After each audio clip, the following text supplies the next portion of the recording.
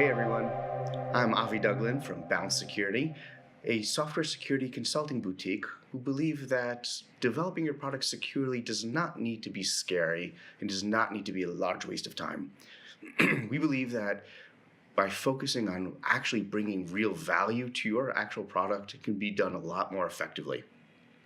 So this is going to be a threat modeling course, going to teach you how to design your products securely in a very effective way. My assumption here is that if you're watching this, you're probably a software architect, product manager, maybe a software developer. And we're going to make that assumption going forward. As we start, I do want to point out very importantly that there are several ways to go about threat modeling. And this course is by no means attempting to cover all of them or be complete or a single prescriptive single source of truth. I'm going to be showing you one popular method of doing threat modeling, but there are other methods. They are valid. They each have their own advantages, but I'm going to focus on one or two specific methods for these scenarios. So before we discuss why you need to be interested in threat modeling and what benefits you were to gain from doing threat modeling as part of your development process, let me explain real quickly what I mean by threat modeling, what it is, in case you've never heard of it before, and what need it is supposed to fill. So at a high level, threat modeling is a structured approach to analyze the security aspects of the system you're developing. It can provide the framework to identify and understand potential threats to our application as you're building it, before you're done building it. And this will enable us to decide what we need to fix and how, and we can prioritize accordingly. This analysis is typically based on the system design at the component level, even before a single line of code is written. Now, of course, most applications, some say between 60 to 80% of applications, will have substantial security flaws. Most of these will be exploitable by an external attacker. Some of these flaws are in the code. Many of them start with a design. Security features are increasingly being requested and demanded by paying customers. And these paying customers expect to have assurances that their data and their resources and their systems are properly protected. The most effective way to ensure our application is secure and protect itself from potential threats and potential attacks is threat modeling. Now, interestingly, this activity, the threat modeling activity, can often increase communication between the team. Besides just finding the threats, it can allow the team members to share their understanding of how the system actually works as it relates to security functionality, and make sure they're not misinterpreting each other, as often happens. Without a shared threat model in place, you might be wasting a lot of development time by building the wrong security features, only to discover after you roll out the product that other parts of the security of the system are severely flawed, and the ones you built, not so much. Then you have to start unrolling your design and start re-implementing security after the fact.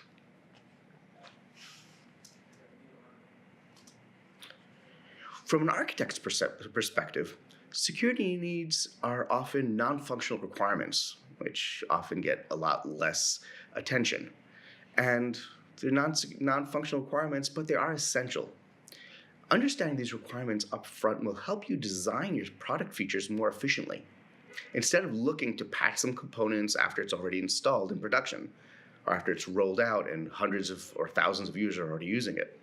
Instead of guessing which security features to build or which security aspect should be invested in, prioritized security requirements can be pulled directly out of the threat model, preempting a proportionate response to likely attack scenarios. So you don't have to wait to be breached. You don't have to wait for a third party to tell you, hey, you got some problems going on. You can understand this up front. In addition, this will give you a platform to be proactive about your product security, instead of simply being responsive to tangible breaches or just being passively compliant with some security policy pushed down from elsewhere. Bottom line, threat modeling will both increase your product security and achieve that more efficiently than patch and protect.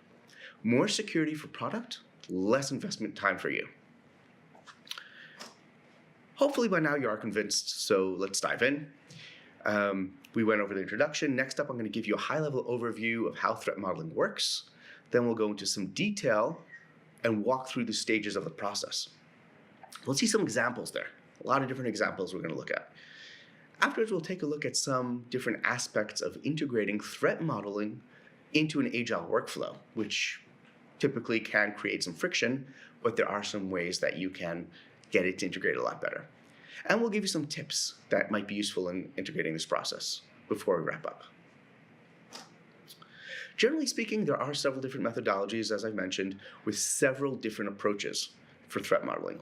For example, the software-centric approach deals with the software components. An asset-centric approach focuses specifically on protecting system assets such as a database, files, whatever, whereas attacker-centric methodologies take the attacker's perspective and follow what they can do and treat the system almost as a black box. A risk-based methodology offers a merged output aligning technical risk with business objectives, while the value-driven approach, which we'll look at later, maximizes quick improvements in the software development process. For all these approaches, whichever methodology you use, we need to be answering 4 questions. We need to be answering these 4 questions, however you go about doing it. These are the basic questions that threat modeling needs to answer. What are we building? What can go wrong? What are we going to do about it? And did we do a good job? What are we building? This is system architecture, the components, the design, the various parts of the system and how each part interacts with each other, external services. What can go wrong are the threats that we need to identify, right? That's kind of the point of threat modeling. And understand how each of the components in the application can be exploited. What are we going to do about it? This is the mitigations, the countermeasures, the security features we need to design into the system to prevent the threats. And did we do a good job? This is an iterative step over the process. Did we accurately describe the application? Did we sufficiently analyze all the threats? Do the countermeasures we design completely mitigate the threats, or is there residual risk left over? Or do they even introduce new threats? So this framework is key, as once we understand how the different parts of our system work, we can easily figure out what could go wrong and how it could be abused, and what we need to do to prevent that. To answer these questions, there are a few things that we should be focusing on. It is best to do this with some sort of visual diagram, such as a DFD, a data flow diagram, as this can encourage communication and discussion. Using these diagrams, we need to identify data flows between the application components. The attack surface, which is the set of entry points to the application for external attackers, and how assets such as databases, files, other types of assets can be accessed. In particular, any data flow that crosses the boundaries between trust zones, such as a data flow from the internet into a secure server, should especially be analyzed. We also need to be specifically aware of any internalized assumptions we might have and be explicit about them and validate them. In case you're not familiar with data flow diagrams, here's a simple example. These are our assets down here, such as a database, an audit log, configuration file. The central circle here is the application process, and over here we have the end user, drawn here in red because it is obviously untrusted. These are the data flows going between the components of the system, over here, between the database. This data flow is particularly interesting since it crosses this trust boundary between the internet and the application servers. So, we're definitely going to start there. This is a basic diagram that can form the basis for a dialogue on how the application actually works and all the moving parts to ensure common agreement between all stakeholders. At the end of the process, the chief product from the whole threat modeling is, of course, more secure features. Having a whole long list of threats is nice. The more secure features is the purpose. Specific output of the exercise could include updated system diagrams, possibly with annotations, enriching the diagrams, giving you more security relevant information, a set of explicit assumptions that can be unambiguously verified, a list of threats.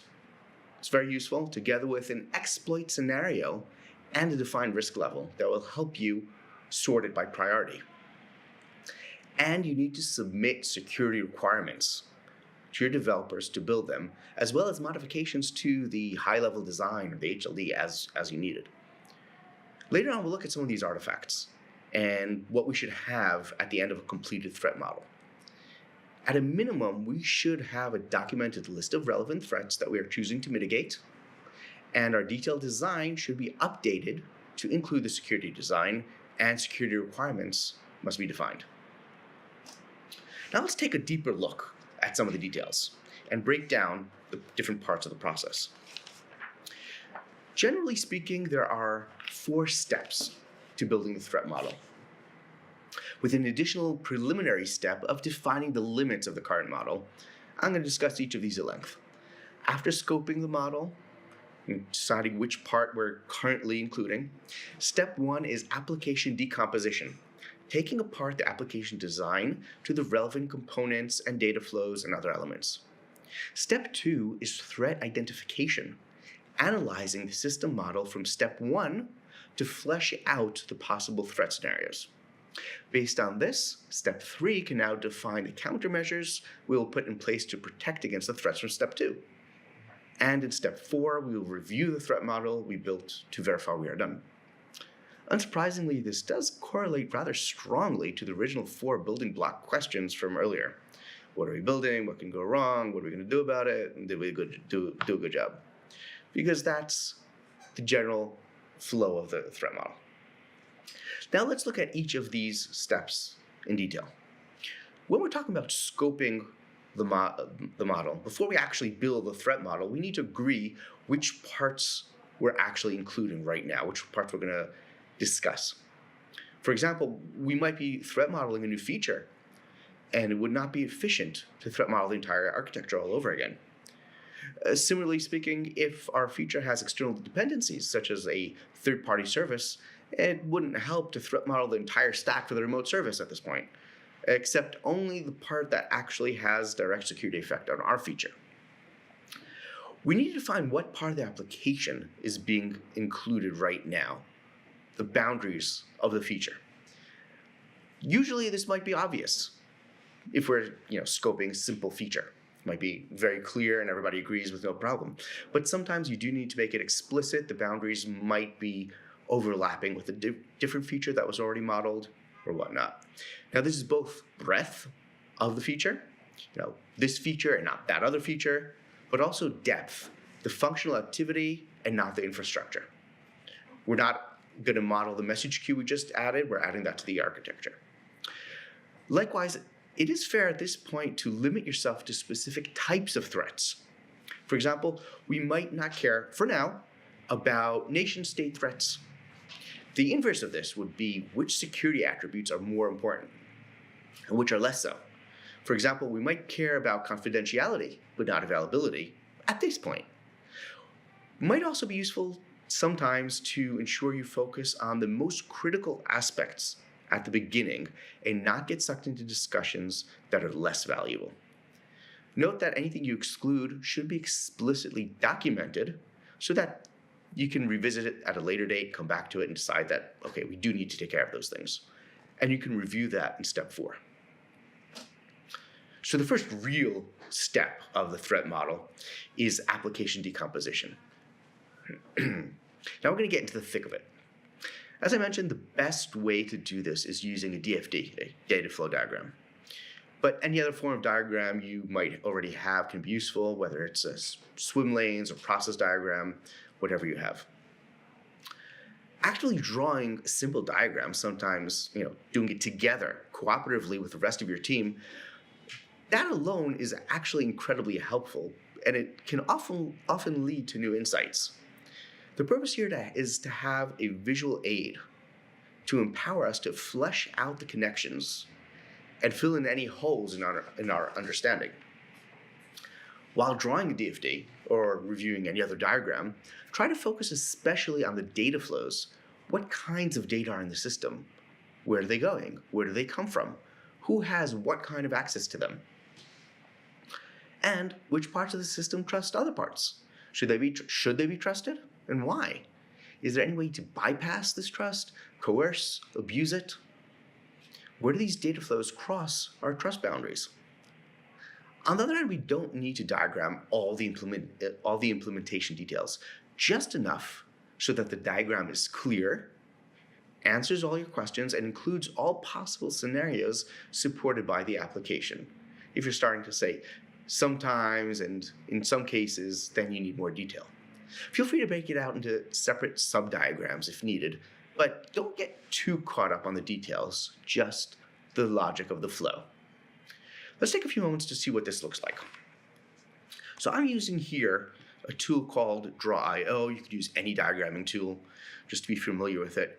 Some of the nice additions that it has here is trust boundaries. All right, let's make that a little bit bigger. All right, and we're going to put the first external entity in here, and we're going to call that the end user. Okay, now let's put in another trust boundary over here. This will be our servers. Let's call this our data center. Okay, and we're going to put in our first process, which will be a web application. This will be our web server. Let's call this web front end. And we'll draw a data flow now from the end user's browser to the web server. Okay, it's crossing here the trust boundaries. Now we're going to put in another database over here in the back. Let's call this our products database. This will probably be an Oracle SQL database. And this will store the static product information, all the business details that we have. Once again, we're going to take a data flow from here to here. Okay. And here we see a more complete data flow diagram. Let's take a look at what we have here. So we have the different trust boundaries, the internet, we have two different users, we have the end user on the browser for the web front end, and I went ahead and added a thick, rich client used for sales agents using direct calls to the API. So for the purpose of this exercise, let's say we're selling juice at an online store. Okay, let's call it a juice shop. And over here we have in our data center, we have our DMZ with the web front end. This will just serve the static resources. And we have here the data flows going. It says serves static resources like pictures, images, CSS, JavaScript files, things like that. And that doesn't go anywhere. But then the web browser client and the API client calls directly to a web service gateway. Okay, this receives the calls from the clients, terminates SSL, authenticates the user, that's over here, has a logon flow going over here to the user data directory in the back end. All right, over here in the back end restricted data center, it's a different trust boundary. So that's a flow over here. And then it also calls a series of microservices. And here we are running them on different containers. Each API, each microservice comes up on a different container, running in Docker on Kubernetes, and comes up as needed. So the web service gateway, after it terminates SSL and authenticates the user and does a few other things like session management, it sends the flow from the user over into our shopping cart API. The shopping cart API needs to get filled, number one, by the products. So it calls a separate microservice. Let's call this our pricing API, which reads from our products database. Okay, Oracle relational database, keeps our prices there, our product information. Only the administrator can update that. The shopping cart stores the current orders, the current selection, current session in a NoSQL database. Well, let's call it a Couchbase. All right, and it stores all the user information there. Okay, the current orders, the history, and the current shopping cart. When the user is ready and tells the shopping cart to go ahead and let's check out, it sends that information over to a checkout microservice. And this checkout microservice in turn, first of all, calls a third-party payment service that's outside of our control. And after that's completed, then submits the order to our warehouse to actually send out the juice to the customer who ordered it. So that, in a nutshell, is a minimal but full-featured data flow diagram. Over here, we're going to be talking about the features specifically that we're building, which is the shopping cart API, okay, together with the pricing API and the checkout and all that. So this is what we're going to be focusing on. But it fits in with the architecture that we already have here. So we need to know where the authentication is, the session management, and things like that. So when the user comes, let's take a look at how the user flow actually works. The user hits the website, gets the JavaScript, gets the web front end, comes back to the browser, it's rendered, then calls APIs on the web service gateway, authenticates to the web service, to the gateway, which calls over here into our user directory. Once that succeeds, then he can go and fill in the shopping cart, select the products from the products DB, fill in the price. The shopping cart automatically fills in the correct prices and calculates the sum total that is needed for that cart. And when the user is ready, sends that flow from the shopping cart into the checkout API, hits the payment service, and gets sent back out to the warehouse.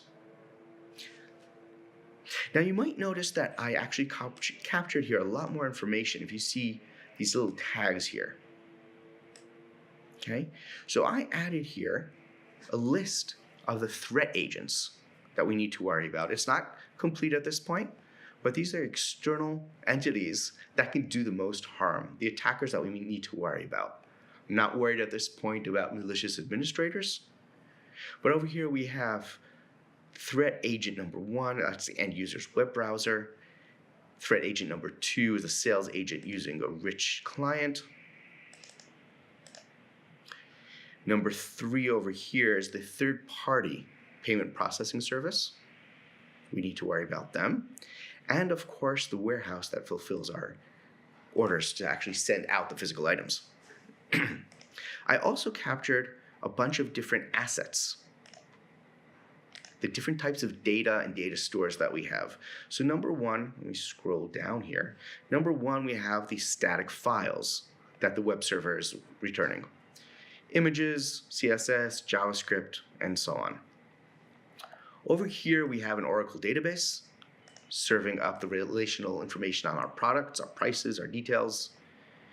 NoSQL is a Couchbase key value store, storing the user's orders. Over here, again, there's just more information to complete the story that we already have. Importantly, I did tag here some types of information that is flowing through the system. Take a look over here. We have asset number 5. Asset number 5 is credit card data. This flows from the client, from the user, through the gateway, into the shopping cart API, and eventually to the checkout API and to the payment service. Now, if somebody says, hey, that data is actually flowing into the products database, well, that's going to raise some red flags. But that also helps you highlight, okay, over here we have number 6, asset number 6 is user privacy information, subject to GDPR and things like that. You're going to have some issues if it's going to unprotected places, unauthorized users. So in this case, you have the address that needs to get over here through to the warehouse. Any kind of credit card data needs to be subject to PCI regulations. So it's really important where this data is flowing.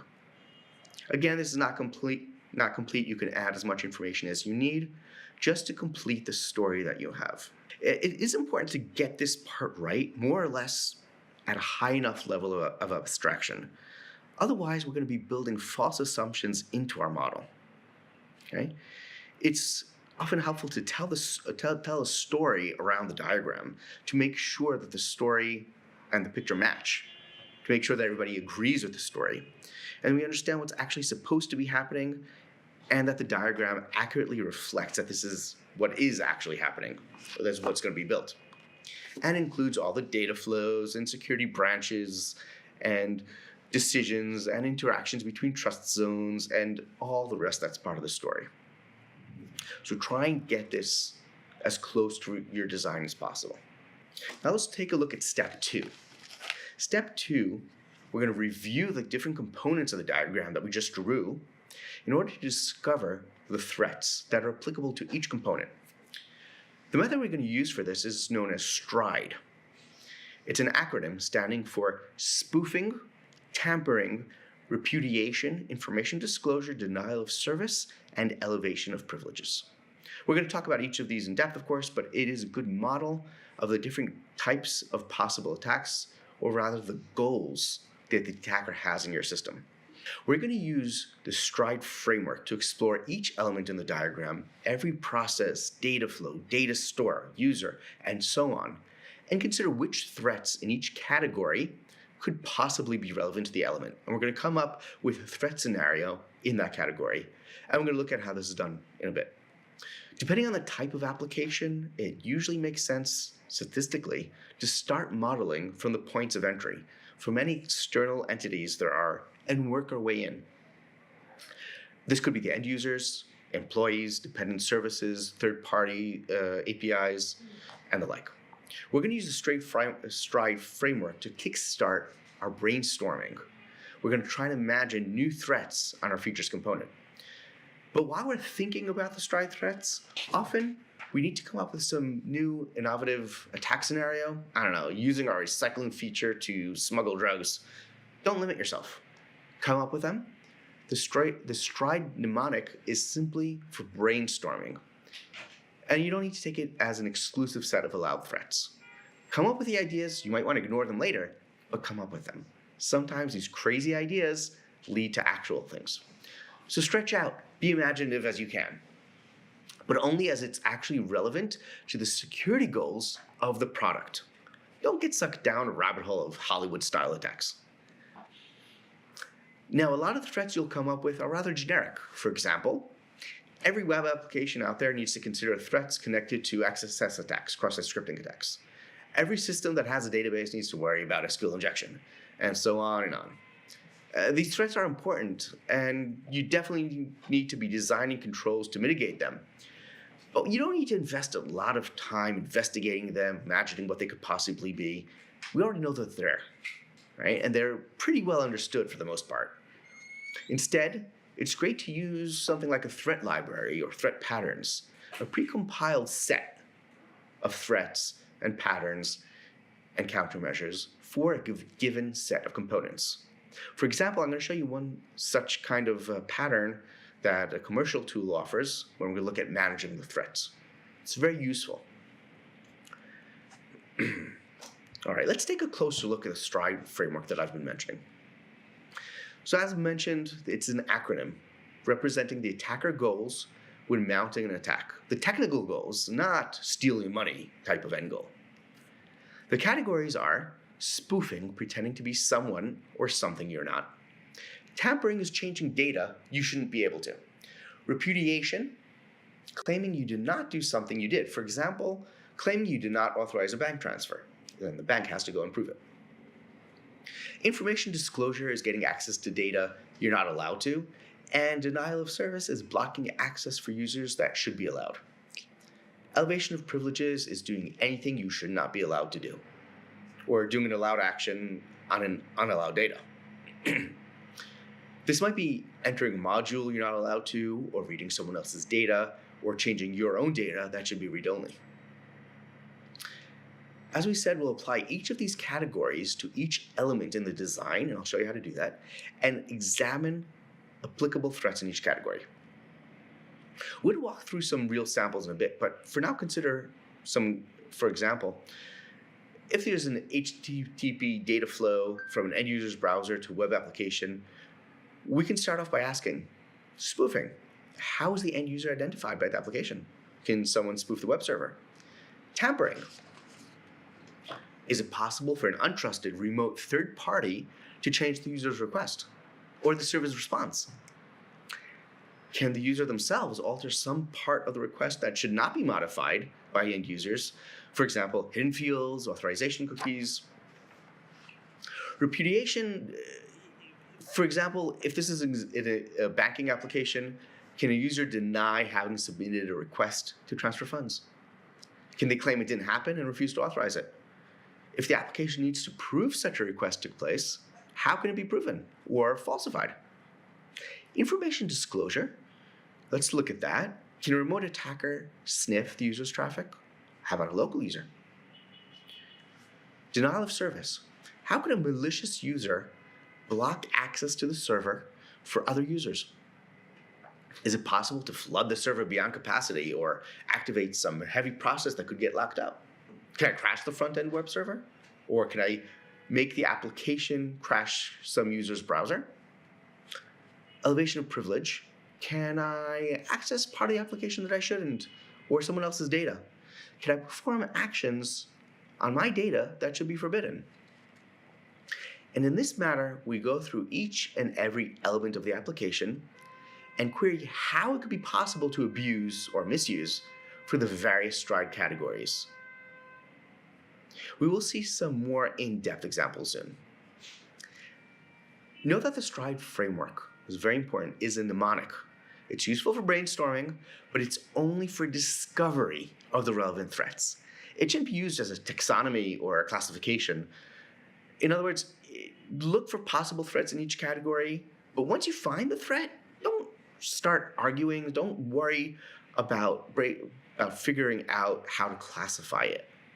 It doesn't matter. Once you find it, the category, its STRIDE category, is not important. It's for discovery only. All right, let's look at STRIDE now, spoofing identity. Spoofing threats are all about identity. Who you are, who they are, who's talking to whom. It could be an end user at a browser, the web server's identity, the entity managing your remote API, an operating system's process hosting an internal component. Identity could mean different things depending on your perspective, and authentication is about proving whatever identity you are claiming. Without authentication, you shouldn't assume that the claimed identity is trustworthy. Faulty authentication might allow an attacker to claim some other identity. Spoofing threats include anything that could allow someone to claim another identity and fool your system into accepting that identity claim. But identity is not just one thing. There are a lot of different threats against identities and the implementation of the authentication process. For example, an attacker could connect directly to a service that doesn't require authentication, or find an interface or a specific web page that skips this step.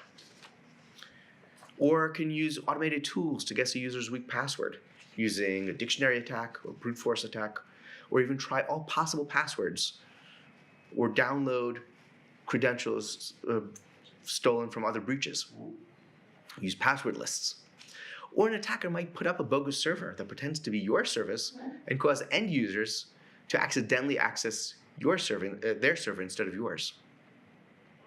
If the authentication system stores validated username in a browser cookie after authentication, maybe an attacker could change this and impersonate a different user. Or they might choose to attack the database directly and steal all the user passwords if you store them in plaintext, and then they can impersonate the users.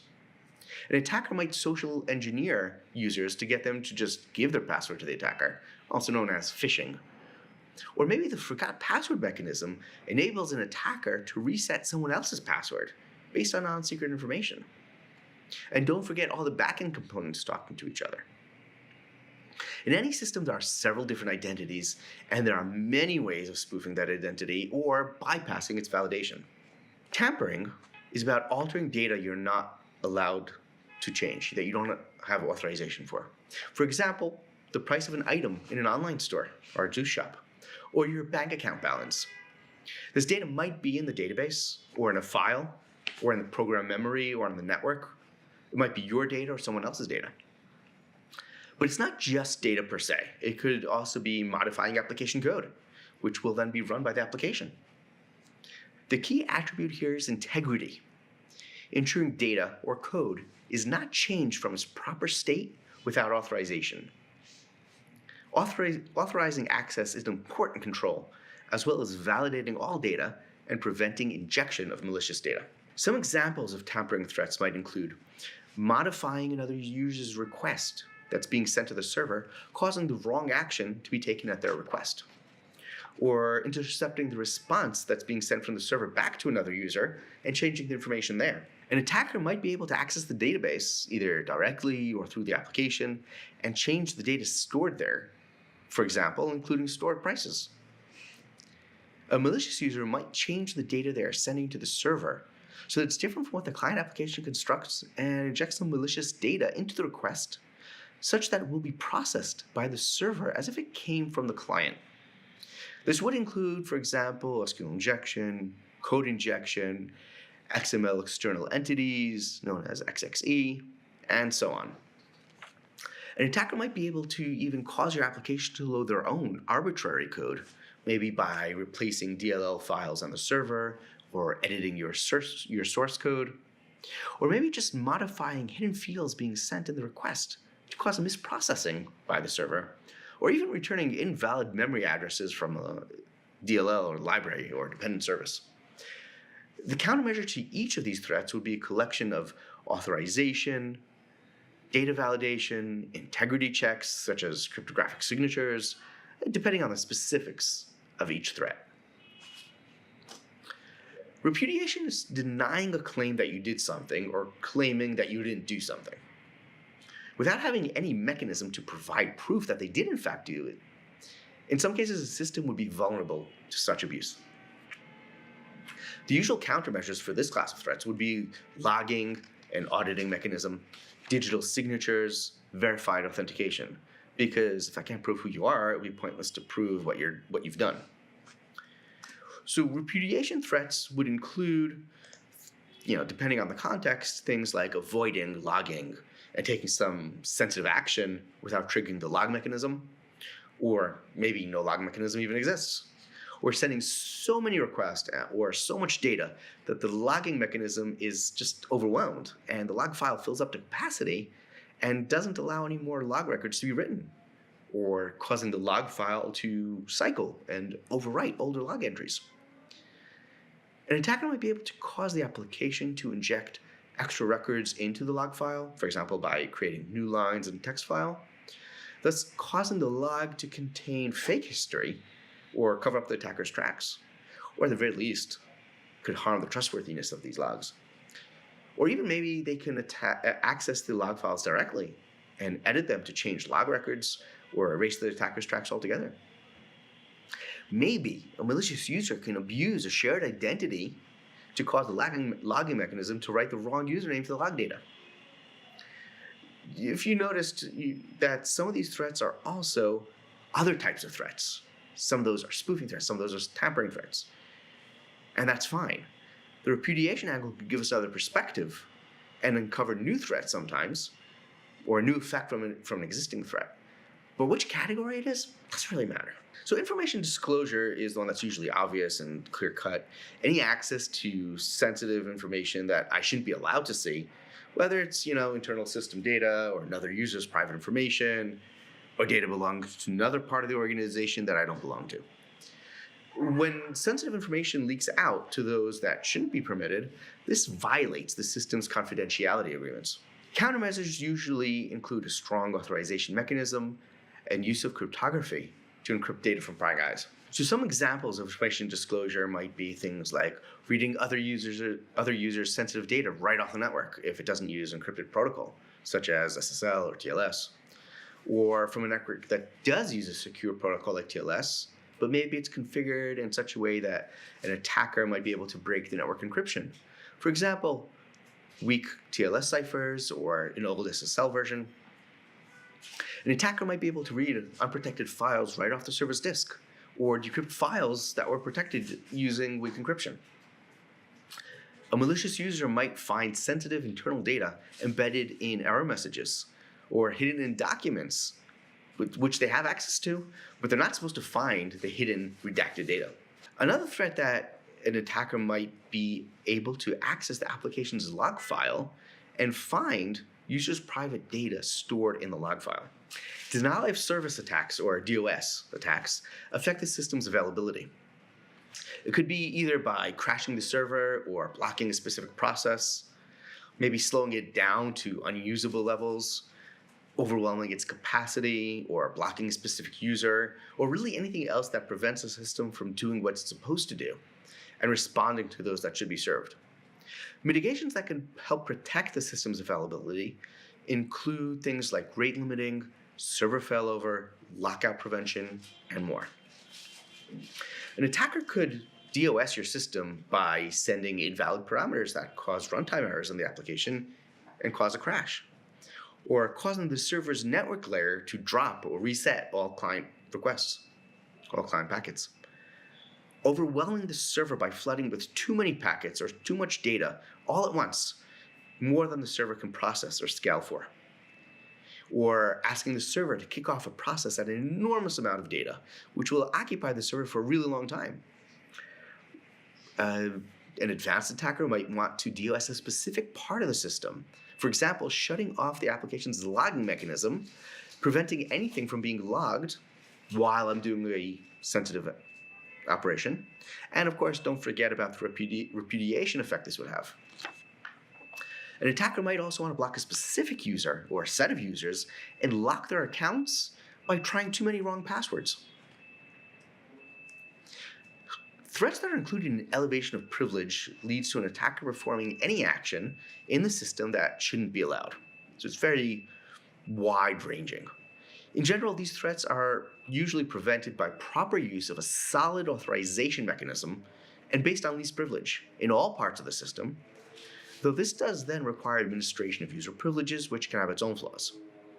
Also, isolating some customers from others in some cases might limit the extent of such threats. The elevation of privileges category, or EOP, includes several of the threats we've already mentioned in other categories, which is fine. Again, don't worry about overlap. Some other examples of EOP could specifically include an attacker gaining access to the administrator interface, which they shouldn't be allowed to, of course, maybe by guessing the URL or a hidden admin equals 1 parameter.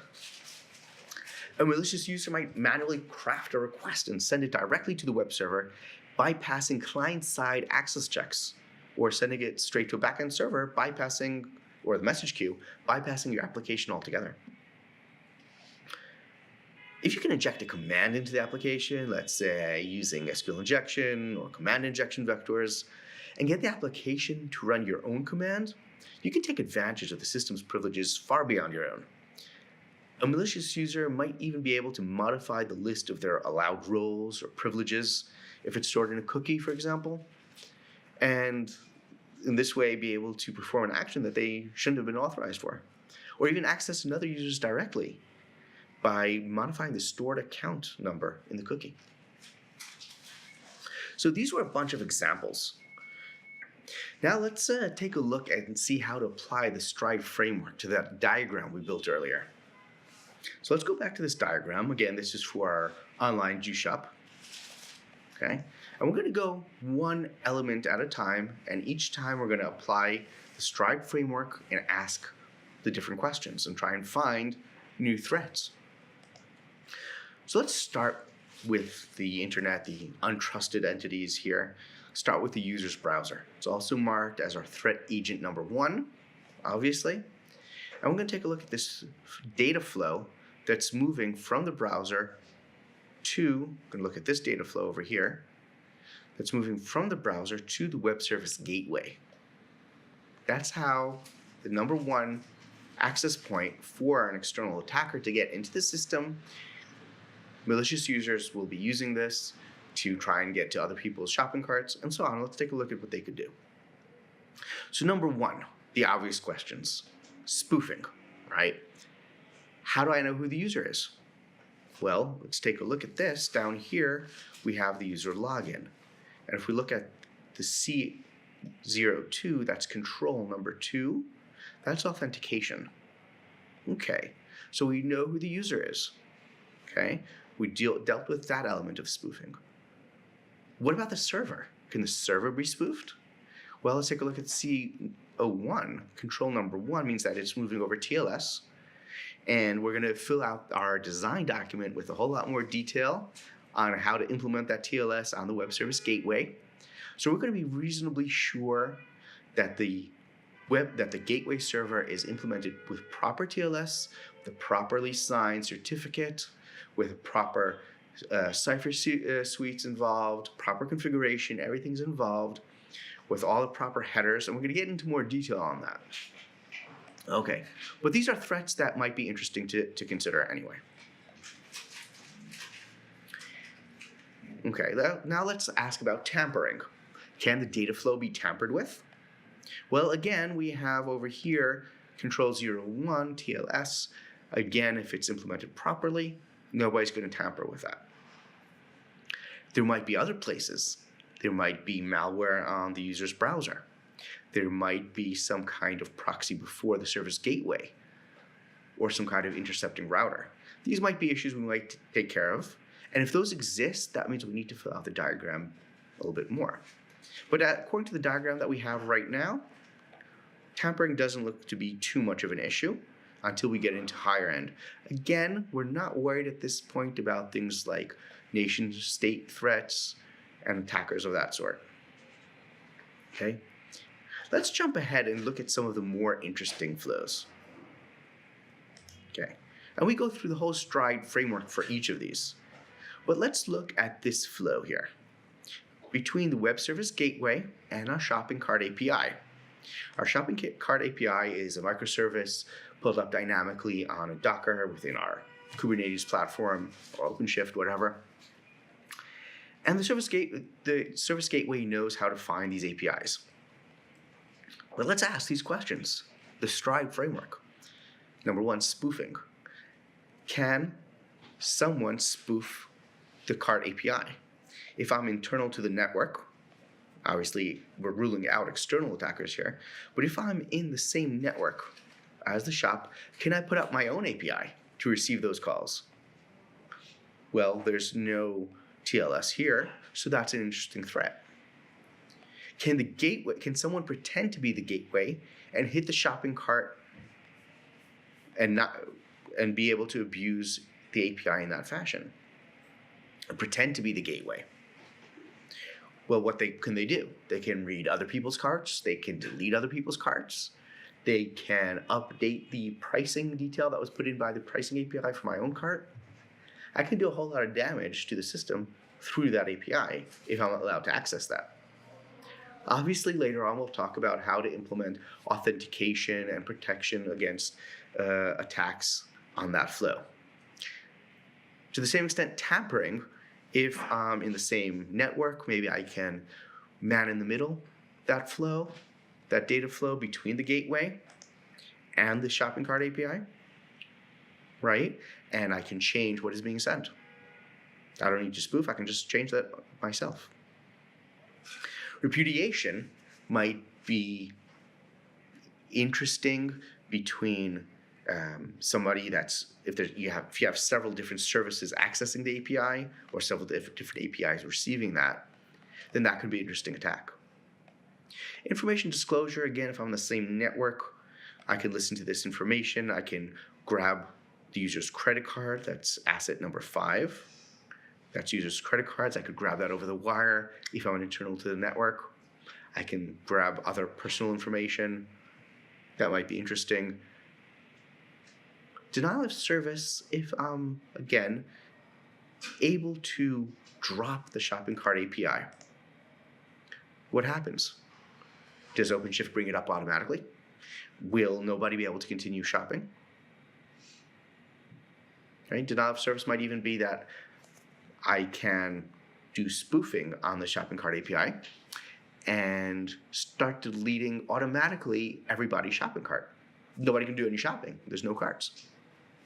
So there's a whole lot of threats there. Elevation of privilege obviously means that I can access the shopping cart API directly and update the product's database that I shouldn't be allowed to do. This should be externally from an administrator only to be able to update that. So that's how we're looking at Stride for one threat, one flow here. And for the same thing, we're going to do that for each flow and each process and each data store. And eventually we're going to be looking at the external services. Now, each time we find a threat or we discover it, we want to capture that information. If there's missing information in the diagram, it needs to be captured in the diagram.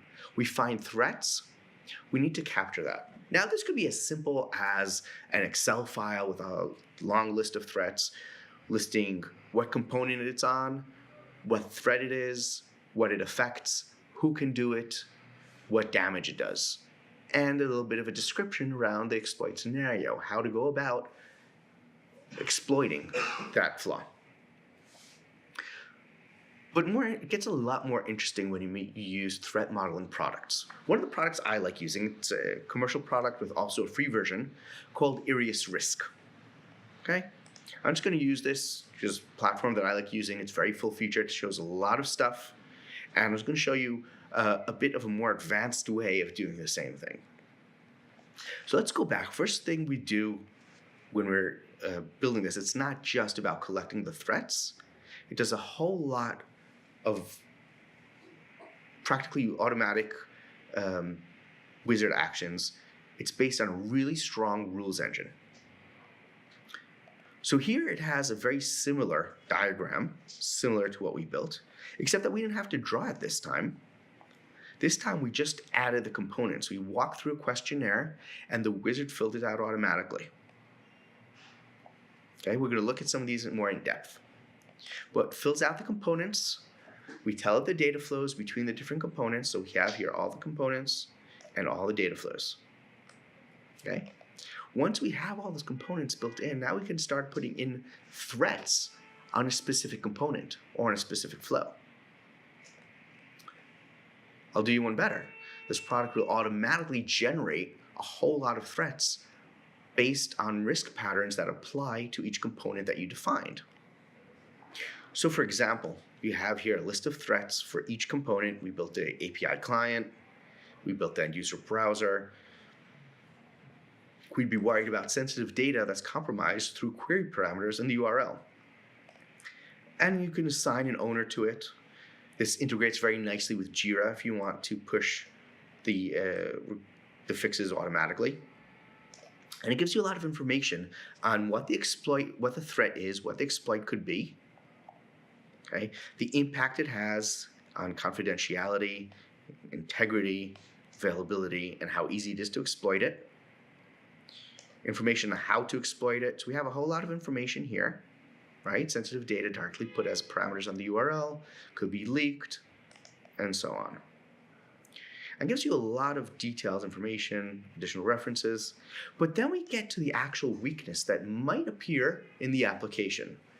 For example, the application might send sensitive information using the URL query string. So that's a weakness that might appear or it might not. Now we can go ahead and put a test in for that. We can create an issue in our Jira or whatever database, whatever bug tracker you're using. And then we can take a look at what the countermeasure needs to be. And we'll look at that in a bit. But the important thing here is that for each component, we have a list of risk patterns. And for each one of these, we have a set of threats. So if we have a card holder data environment, then you know there's a lot of possible threats around PCI compliance, protecting your credit cards, and so on. If you have an LDAP directory, which we're using to store user data, to store user credentials, We have information around that. Let's take a look at our orders database, which is stored as a Couchbase NoSQL database. Has a lot of rules around that. And now for each one of these risk patterns, there's a bunch of threats. For example, an attacker might gain access to unauthorized data by exploiting vulnerabilities in the service. Now, this is not a flaw in the product, it's a flaw in the infrastructure we're using.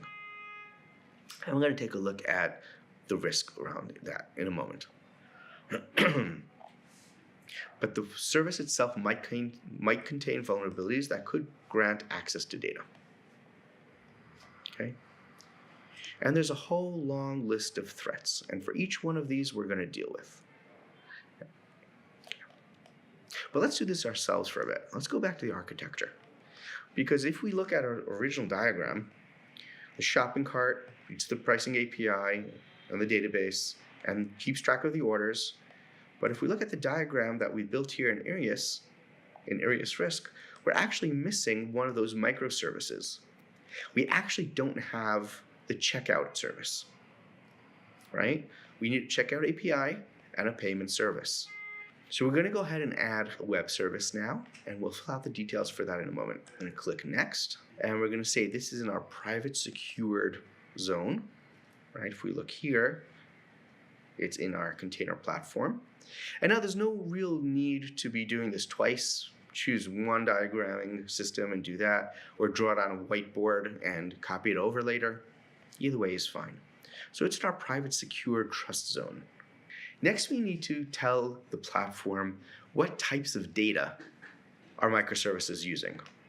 The main thing we're using here is the credit card data.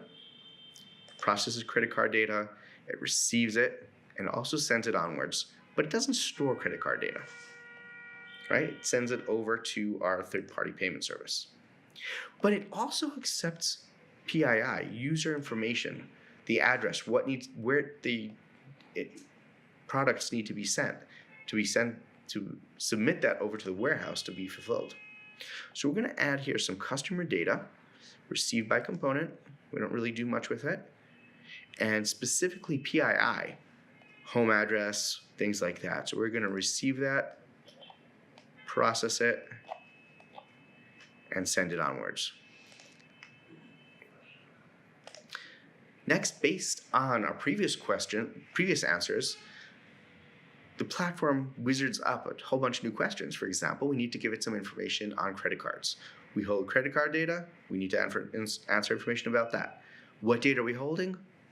In this case, just the PAN, just the actual credit card number, without the CVV, without the full track, anything like that. Next up is data privacy. For the purposes of this exercise, we're going to skip the entire EU. If you live in Europe, sorry, we refuse to serve you. That's not really possible. Nobody's actually going to do that. But just to avoid complications of GDPR for this example, we're going to skip that. Next, what kind of server is this running on? Well, it runs on a Java Enterprise server. That comes up inside our Docker container. That's what gets run. And if you noticed, each time the wizard keeps generating more and more questions based on our answers. So our authentication system. Will this server-side component implement an authentication function? Let's take a look at what we designed here. The Checkout API does not have authentication of any form.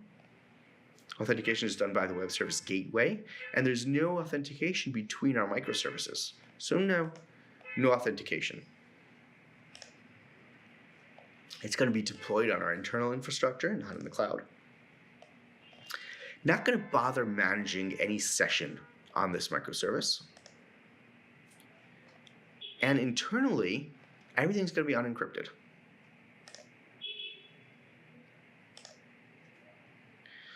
We do not process any XML or upload files or anything like that. So we're just going to skip this. We're going to be developing this in Java, as we mentioned, and using Java Enterprise, but also using Spring for our microservice. Okay? And of course, we do use JSON for any kinds of data interchange. Next, we're going to give this service a name. What did we call it here? We called it Checkout API. Checkout API unique ID. And we're going to put this in the group of our backend or microservices. And we're done. Now take a look at how this component that I just added, this new microservice, now will start integrating with that architecture diagram that Erie has already generated for us. And it's also going to generate a whole bunch of new threats and recommendations based on that. Now let's take a look at this microservice and how it gets added to the architecture diagram. It's over here. Right now still has nothing attached to it. So we're going to add a data flow. And we're going to say the data flow goes from the shopping cart API into our checkout API. Gets a name automatically, and that's fine. We don't need to do any bidirectional flow. It only goes into the checkout API. If it succeeds, that's it. No data going back. But what data actually gets sent? We have the credit card data, and we have personal identifiable information, PII, user's address. That all is going into the checkout API. And we're going to add that. Okay, let's take a look at the data flows now added from the shopping cart API into the checkout API and tells you what kind of data flows there. Now we still need to add another component. We're going to add here the third-party payment service at this point. So we're going to go ahead and click Add Component, and we're going to add in a web service, right? And we're going to go Next. We don't care about anything about how it's built. This is actually in a trusted partner zone. So it's going to be in a separate zone from our data center.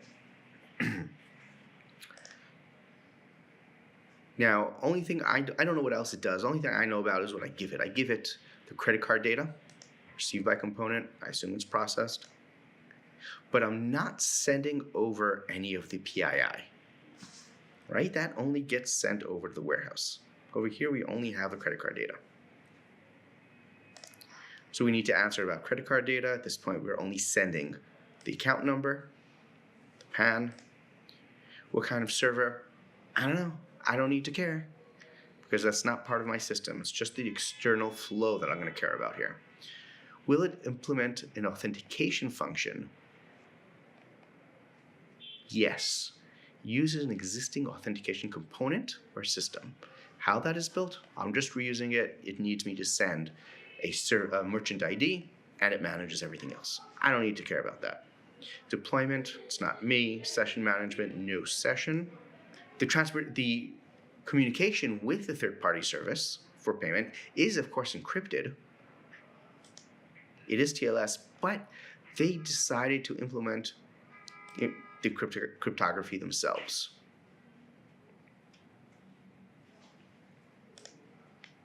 Okay. Now I don't need to worry about any kind of XML or file uploading. None of my business. I don't care what kind of language it was developed in. I am sending it in JSON. That's the only thing I know. I'm sending my credit card data in JSON.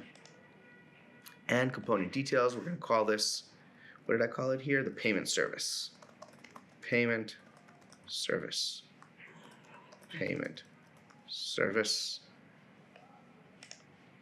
And we're going to call this, I'm going to put this on a new group, external, and we're done.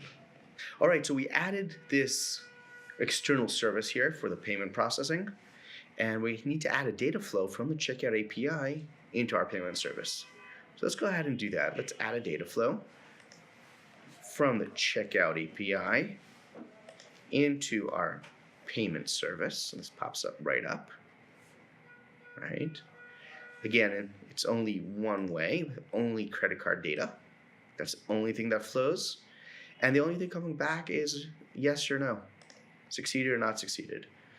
Let's ignore the transaction ID for this purpose. All right, so here we have added a data flow from the checkout API microservice into the external payment processor's web service. So that's this data flow here. So we can go ahead and edit the details of this payment service if we need to. Everything's all there. But when it gets really interesting, we can go ahead and look at the whole long list of components and data flows. If you don't like using the diagram, you do it through here. It works fine. Sometimes even for some things even better. And you have all the data flows here on the right. And then when it gets really interesting is when we click on threats. So based on the component that we added, the rules engine of the platform will now go ahead and generate a whole bunch of risk patterns that apply to that component. Let's search for checkout.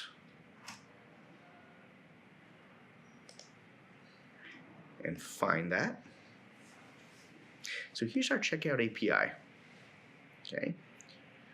Bunch of threats and risk patterns that got generated for it. And we'll look at some other really interesting things soon.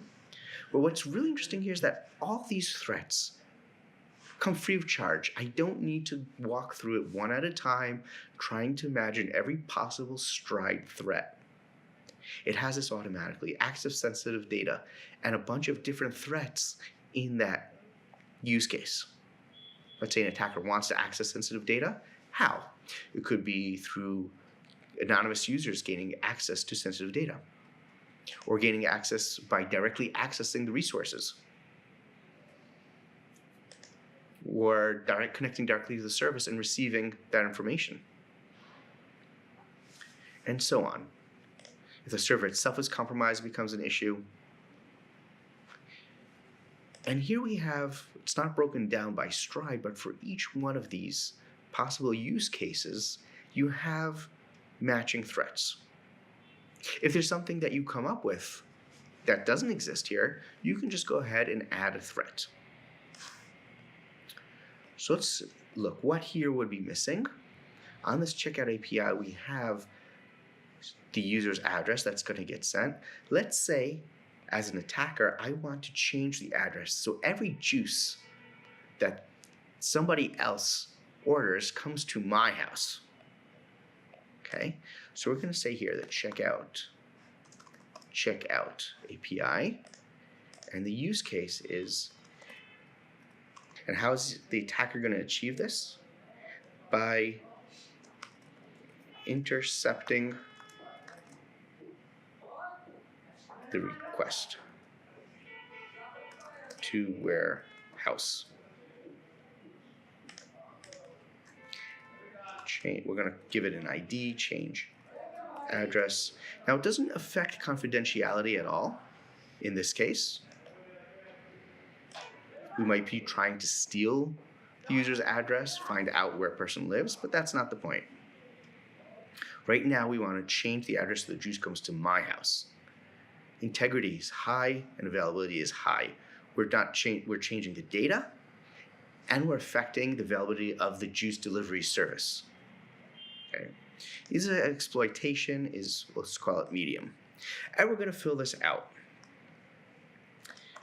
by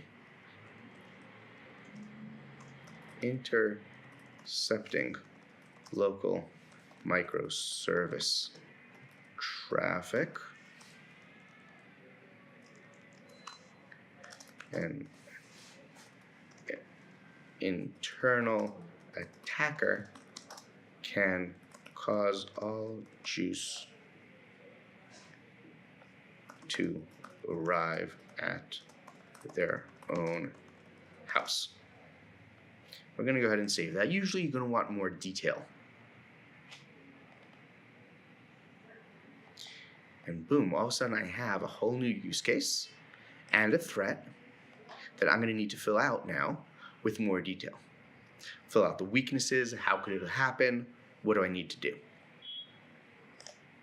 Maybe I can gain access to the credit card details. And here I already have that information available.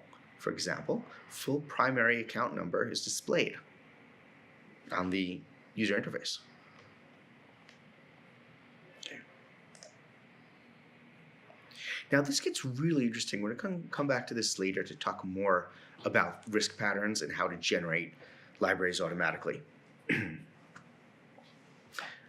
But this is a really good platform for both categorizing your threats, cataloging them, you have great documentation, and building this out automatically. And we're going to talk about come back to this soon to talk about the countermeasures. Okay, before we talk about countermeasures, we already did most of the work. We've analyzed our design, we've produced this whole long list of threats that we saw here, and there's a lot of them, right? A couple hundred there. But now what? What do we do? Where do we start? There's so many threats. How do we know what to do first? So before we start talking about what we're going to be fixing, we do need to prioritize the list. And to do that, we need to assign a risk level to each of these threats. There are several valid ways to estimate the risk of a particular threat, and it's more important to be consistent. A simple standard risk model could be a direct association between the likelihood of a threat, if realized in the application, if it would be exploited by an attacker, and the impact or damage of such an exploit. The advantage of the simple model is very simple. It's easy to estimate each of these factors, even if the estimate is inaccurate or wrong. It's simple, it's easy, you can go pretty fast with that. The downside is that it is often wrong and not accurate, and there's no real way to measure it. You don't even know if it's wrong or not. Still, it's very useful as a simple risk model. It can sometimes be straightforward enough, sometimes you need more detail. If the value of this feature is obvious, then sometimes a simple model is enough. It's best to have some application-specific guidelines to help you better focus the impact versus the application's value, as well as the architectural context, the diagram, to give weight to the assigned likelihood. Still, it's very useful as a simple risk model that can sometimes be straightforward enough if the value is obvious. It is best to have some application-specific or product-specific guidelines to help you better focus the impact of the threats versus the application's value, as well as the architectural context to give weight to the assigned likelihood. Another more rigorous model, for example, is provided by OWASP's risk rating methodology. Using this model, each part of the equation, both likelihood and impact, are broken down to several different sets of specific factors with a previously defined set of options for each. So you don't need to start imagining, you don't need to estimate, you have basically a Chinese menu. You can choose which options you want. This allows you to get more specific estimate for each without having to spend a lot of time researching possible attacks, threat intel, and so on. First of all, the likelihood is broken down to a set of factors around the threat agent. Who is the attacker that can exploit this threat? And another set of factors around the vulnerability itself, what it would take to exploit it. The impact, and we're going to look at these in a bit more detail. The impact is split into technical impact factors on how it would affect the application itself, its resources, its data, and so on. And the business impact factors defining how an exploitation of this threat would affect the actual business, the value chain, the business goals. For each factor, you'll want to select one of the options, usually the worst possible that's relevant if there are several that are. And then we can use the rating that we pre-assign to the selected option. The ratings and the factors themselves should be fine-tuned for your own specific product to fit your line of business. Although the default ratings proposed by the methodology are a pretty good place to start as well. So let's look at these different factors that the OWASP risk rating project offers. The threat agent factors are, first of all, your skill level. How technically skilled is the group of threat agents, the attackers? For example, no technical skills, we can assign a value of 1. Some technical skills, let's say 3, advanced computer user as a 5. Network and program skills or advanced security penetration skills, we'll assign a 9. So the more skill that is required to exploit this threat, obviously the less likelihood it will be. The attacker's motive is also relevant in exploiting the threat. How motivated is your attacker or the group of threat agents to find and exploit the vulnerability? For example, if there's no reward, then there's less likelihood. If there's possible reward or really high reward, a lot of money, or again, nation states, then we'll assign a value of 9.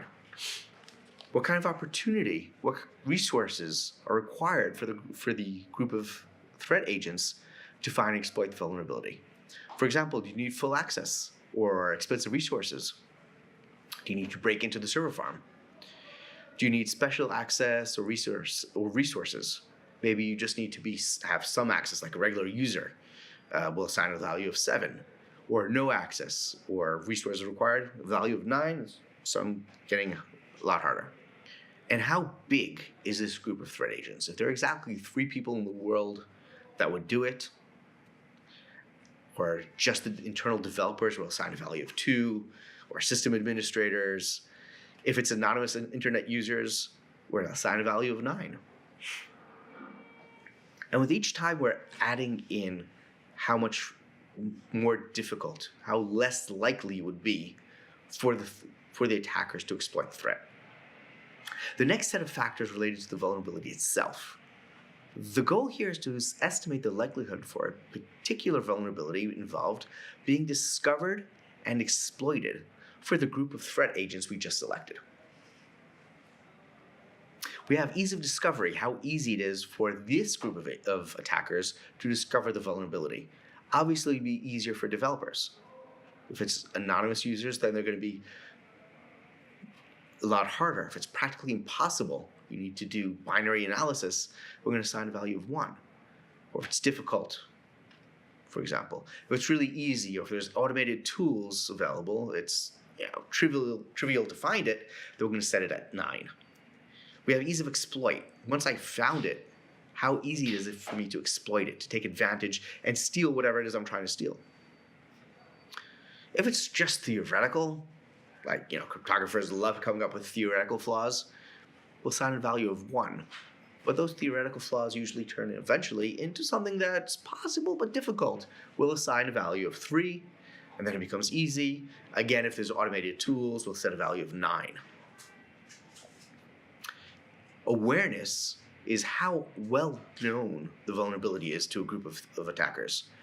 If nobody knows, then you have to start discovering it. If it's hidden under some circumstances, people know about it.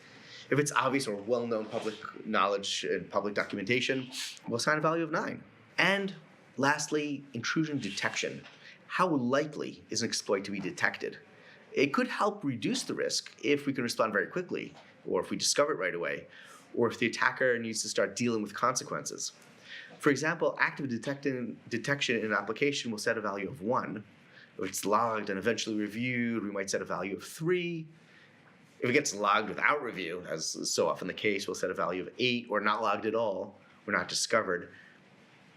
4 years might go by before you discover you were breached, we'll set a value of 9.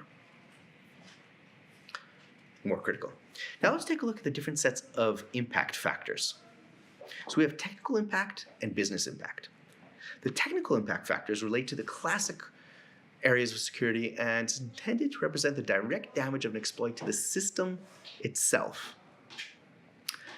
First of all, we have loss of confidentiality. How much data would be disclosed? How sensitive, how secret is this data? If it's just general information about the system, set at a value of 1 or 2. If it's a minimal critical data disclosed, then set a value of 6. If you have a lot of data, but not really sensitive, maybe it's also a 6. But then when you start getting into a lot of critical data or all the most sensitive business data disclosed, you're going to set as a value of 7 or 9, whatever it is. Loss of integrity is how corrupted the data could get and how important this data is, how damaged it is. Again, if it's barely corrupted or it's not important, you set a value of 1 or 3. Or if it's a lot of data that's only a little bit corrupted, maybe set a value of 5. And again, you go up to 7 or 9. Same thing with loss of availability. How much would the service go down? How long would it take to come back up? How vital is this service? If it's like secondary services that barely affect the system, I set at a value of 1. Again, 5. If it's a lot of secondary services, I might set a value of 5. When it starts affecting your primary services, you're going to set it as a value of 9, or maybe just a 7, depending on how serious it is. And then there's accountability. How can we trace the attacker's actions to a specific individual? Like, do we know who did it? If we know who did it, everything that gets done, we know who did it, set a value of 1. Maybe 5 or 7. Now we get to the business impact part of the impact factor, which is actually a little bit more interesting. It's related to the technical impact, of course, but more importantly, it communicates how the damage to the system actually affects the bottom line of your product or your business unit or your customer's business. Okay. First factor here is financial damage. How much financial damage would result from an exploit? For example, it might cost more to fix the vulnerability than the damage that would actually happen. Or it might have a minor effect on annual profit, set that a value of 3 to this factor. Or it might have a significant effect on annual profit, it might even lead to bankruptcy, set that a value of 9, that's critical. What about reputation? Would an exploit to the system would this exploit result in reputation damage that would harm the business's name? It might be minimal damage. A lot of breaches happen. Everybody gets a breach nowadays. You might lose major accounts if this is a really sensitive system. You might lose customer goodwill, set that a value of 5. Sometimes this matters for some products. Or you might suffer actual brand damage, and some companies have shut down from breach. Set that a value of 9. The next factor is non-compliance. If you have regulations applying to you, or if you have to work within specific laws, then you don't really have much choice about complying with them. I mean, if you have a minor violation, you might decide to just pay the fine and get on with it. Set that as a value of 2 if it's a minor fine. If it's a clear violation and you have serious fines, or you have auditors watching you for the next several months, that's going to be a clear violation that you're going to set that a value of 5. If you have a high-profile violation, for example, you violate GDPR, they're going to fine you. You have millions of dollars in damages. You set that a value of 7 or even higher if it really affects you. The last factor is privacy. How much PII, how much personally identifiable information could be disclosed? If one individual's personal information gets disclosed, it's not a big deal, or hundreds of people, so what? If you're starting to disclose home address, phone numbers, financial details of thousands of people or even millions of people, that's going to be setting the factor really high. So we're going to go through each of these factors. For each threat, we're going to go through the factors and select the relevant option out of this menu, out of this list of options for each factor. Ideally, we tailor these options for your specific product and line of business. If any data is missing, or we don't know how much this would affect privacy violations or things like that, we can either estimate or we can investigate further if we need to be precise. Some factors, especially around the business impact, we might want to skip this specific factor. Then we can average each set of factors that we have, once for the likelihood and again for the impacts. We have a single number for the likelihood and a single number for the impact. Then we could lump these together in groups. For example, an average of 1 to 3 would be low risk, 4 to 6 would be medium, 7 to 9 would be high. Usually, we would want to rely on the average of the technical factors alone for the impact rating. But if we do have enough information to fill out the business impact factors, this would be even more valuable to use in place of the technical impact. The consideration here is that even if the system is overrun by attackers, if it's an unimportant application with no relationship whatsoever to the business goals or the value chain, then it doesn't have as much actual effect. Either way, we can then correlate between the averaged likelihood and the averaged impact. High impact with high likelihood would be a critical risk. High impact with medium likelihood, or the other way around, would be a high overall risk. If both are medium, that's medium risk. But if either are set at low, for instance, low likelihood of impacting a medium impact, then the threat would be a low severity issue. If both impact and likelihood are low, that's noteworthy. We should document it, but don't really do anything about it. Don't assign a risk to it. So in this way, we're going to go through all the threats and assign a risk rating to them using whichever methodology or model we choose.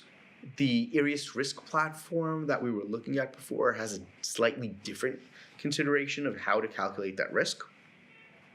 For example, if an attacker gains access to cardholder data through security flaws in the application, as an example, it sets here in orange risk. Okay, we have here very high confidentiality, very high integrity, very high impact on availability, and very high ease of exploitation. So these are the factors that it has there. So these are the factors that Arius Risk as a platform uses. You can customize this in any way you want, but we're not going to get into that right now. Again, I want to point out that these factors that we mentioned and the scoring attached to each of the different options for each of the factors, it should be considered a default starting point if you use this model.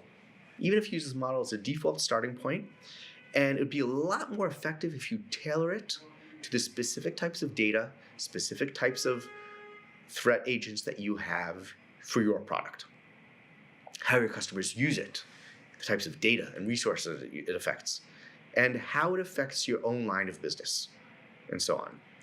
It is important to note that we might choose a different model for different products, and that's okay, according to different contexts. Anyway, however we choose to score the risk factors, we're going to wind up with a prioritized list of threats, a really long list of threats, each with an associated risk level. Okay, we're going to sort this. Obviously, we're going to prioritize it according to the highest risk first. It's now our set of issues that we want to fix, generally speaking. Of course, we might decide to postpone fixing a certain issue for right now, or decide not to fix it at all, because it's either overly complicated to prevent the threat or it costs more to fix than we would expect to lose from a breach. So now we can go down the list and define how each of these will be fixed. This is the fun part. We're going to define how each of these threats will be fixed or prevented, and we're going to design the controls and we're going to design how it will be implemented. For the most part, most threats can usually be mitigated by standard controls. For example, spoofing attacks will be prevented by strong authentication. Injection attacks will be stopped by data validation or parameterized queries if we're talking about SQL injection. Encryption, when used properly, will usually prevent access to unauthorized information. A logging mechanism will prevent repudiation threats, and so on and so forth. It's a great idea to use existing knowledge base, such as, for example, OWASP's ASVS, Application Security Verification Standard. It's a long list of standard controls, or really any other library of standard controls you might have. For example, if you have an internal corporate policy that applies. I was talking about ASVS. Let's take a look at what that was. It has a long list of controls broken down. It's basically PDF with associated worksheets you can download from the OWASP.org site. For example, one category of controls is malicious input handling verification requirements. Okay, some information about the objective of these controls, and then it has a long list of specific controls based on what level of maturity you're aiming for, what level of compliance you want to get.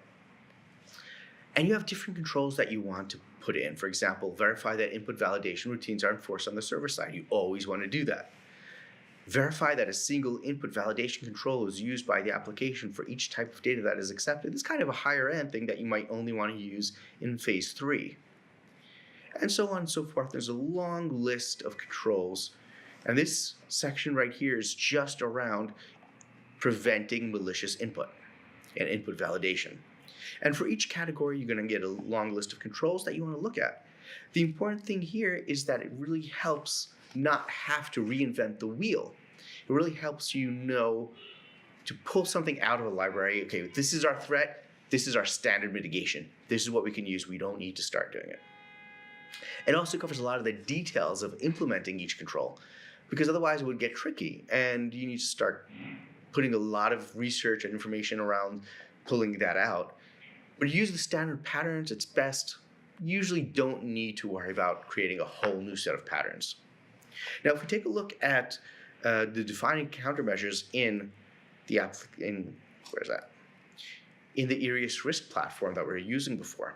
So each threat that we had before, we're talking about which the checkout API, and we have here that we need to handle cardholder data securely, because our threat is an attacker gains access to cardholder data through security flaws in the application.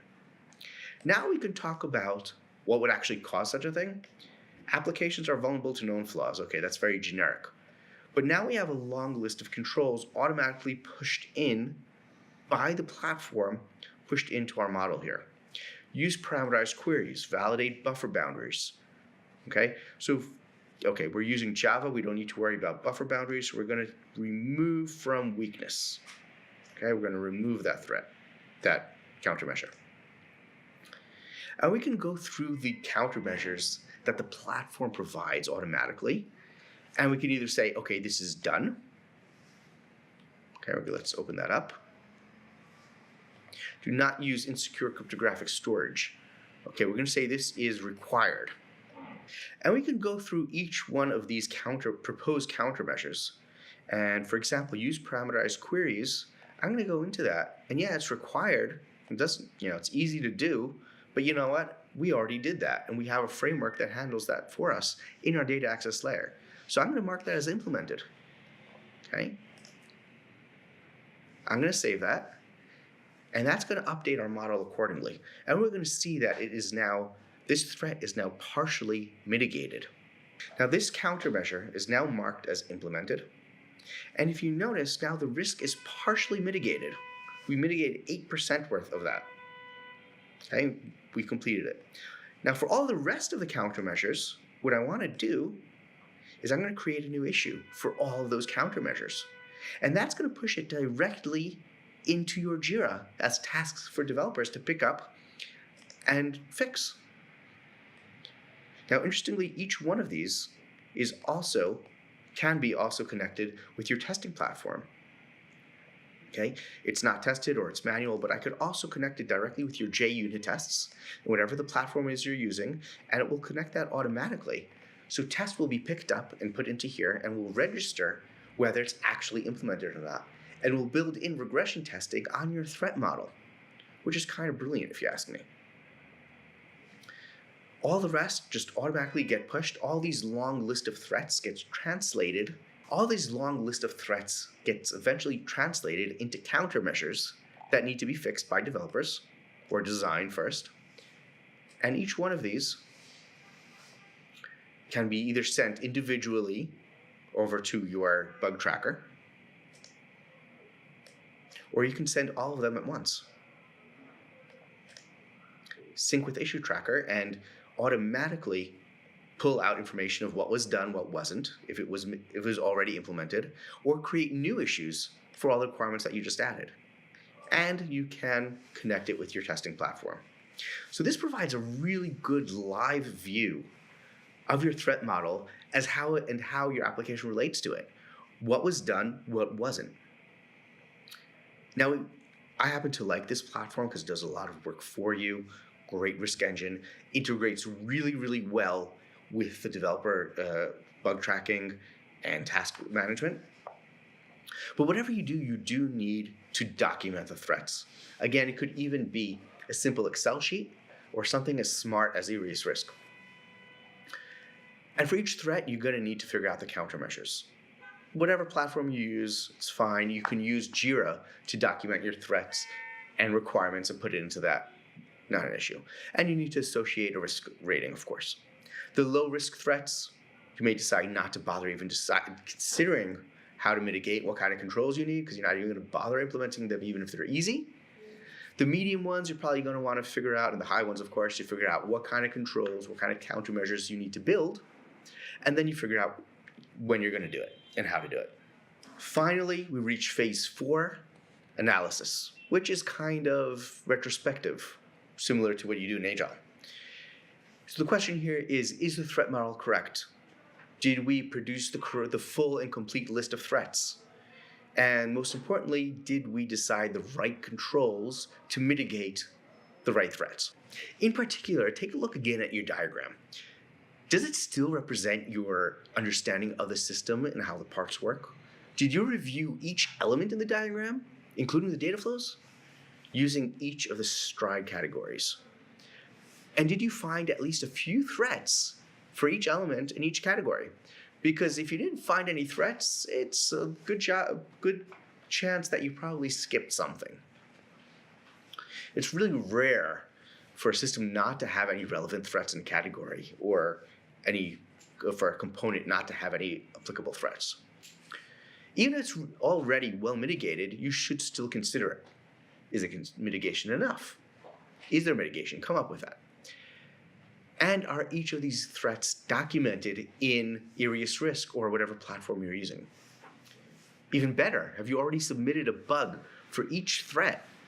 By the way, some products, like we saw in Arius Risk and some other products, can automatically submit the bugs for you for any unmitigated threat. It saves a lot of time, a lot of bother, a lot of tracking, a lot of manual work that needs to go in to keep track of these. So it saves a lot of work.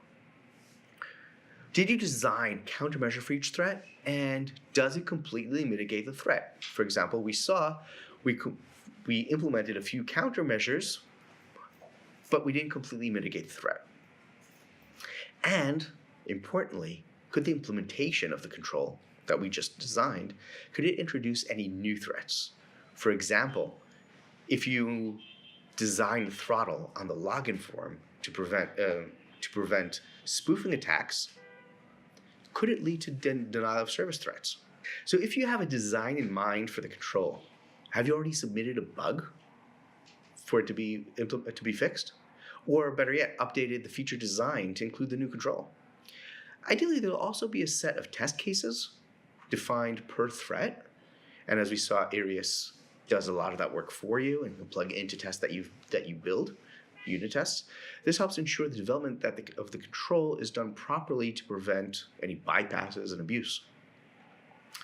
Of course, if you do find any gaps, circle back, update that as necessary, and pull those changes forward. You updated something in the diagram, pull that forward into the use cases and the threats and the mitigations and the countermeasures. At this point, aside from the model itself, we should have a full long list of applicable threats that we're going to explicitly handle, and probably some that we're not going to. And more importantly, a set of controls that we're going to develop, either design and submit to be implemented, or modify directly on the feature spec. This is, of course, a lot more depth that we could go into, but for the most part, you don't need a lot more depth. This is, generally speaking, the 4 steps that we showed that should give you plenty of basis for a really solid threat model and a set of implementable controls that you can provide a sound rationale for building, and for also a rationale for not building a different control instead. One more thing we do need to discuss, though, is how to implement all that we've talked about till now as part of our agile development workflow. While the process we've discussed is a good one and should ideally be used whenever possible, it does admittedly take a non-trivial amount of time and does explicitly benefit quite a bit from a specialist's expertise.